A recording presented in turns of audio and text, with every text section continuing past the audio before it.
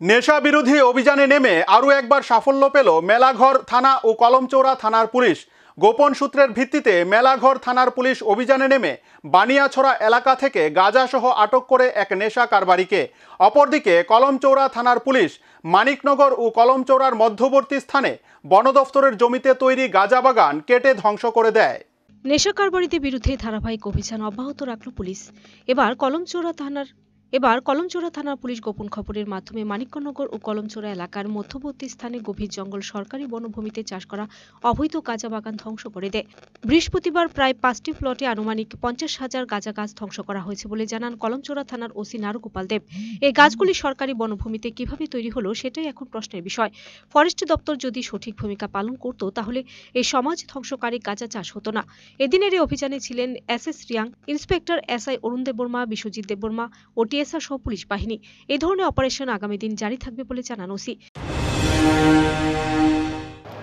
আজকে গোপন সংবাদের ভিত্তিতে আমাদের থানার inspector Shyamshankar Reang, SI Biswajit Bhowmik, SI Arun Debbarma এবং 30 জন টিএসআর পার্সোনাল গাঁজা বিরোধী অভিযানে আমরা বের হই। তো সেই অভিযানটা হয় মানিকনগর এবং উত্তর কলমচৌড়ার মধ্যবর্তী ফরেস্ট ল্যান্ডে। ওইখানে আমরা অভিযান চালিয়ে আনুমানিক 50,000 প্রায় মেচুর গাঁজা গাছ আমরা ধ্বংস করে দিয়েছি। টোটাল 5টা প্লট ছিল, 5টা প্লটে আমরা গাঁজা গাছ আমরা কেটে ধ্বংস করে দিয়েছি। আজকে সকাল 11টা থেকে 1:30 পর্যন্ত ফিল্ডে এই অভিযান চলেছে। এদিকে মেলাঘর থানার পুলিশ বানিয়াছড়া এলাকায় মানিকচন্দ্র পালের বাড়িতে হানা দিয়ে উদ্ধার করে 35 কেজি শুকনো গাঁজা উদ্ধারের পরে বাড়ির মালিককে গ্রেফতার করে পুলিশ। তার বিরুদ্ধে সুনির্দিষ্ট মামলা নিয়ে শুক্রবার আদালতে তুলে মেলাঘর থানার পুলিশ। গতকালকে সন্ধ্যার সময় আমাদের কাছে একটা ইনফরমেশন আসে যে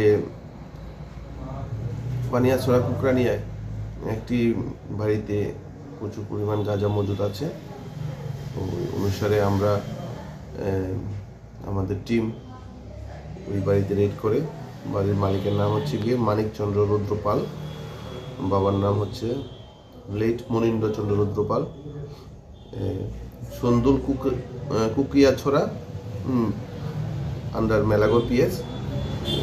আমরা ওই বাড়িতে রেড করি 2 জন ইন্ডিপেন্ডেন্ট উইটনেসের সামনে, এবং ওই টিমে ছিলেন সাব ইন্সপেক্টর অনামিকা দত্ত, এসআই তৈয়ব হোসেন এবং আমি।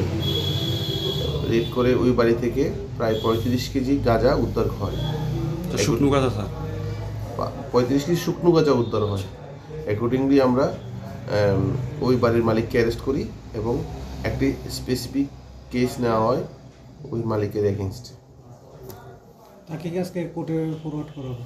হ্যাঁ, ওকে আজকে আমরা কোর্টে ফরওয়ার্ড করব, সোনামুড়া কোর্টে।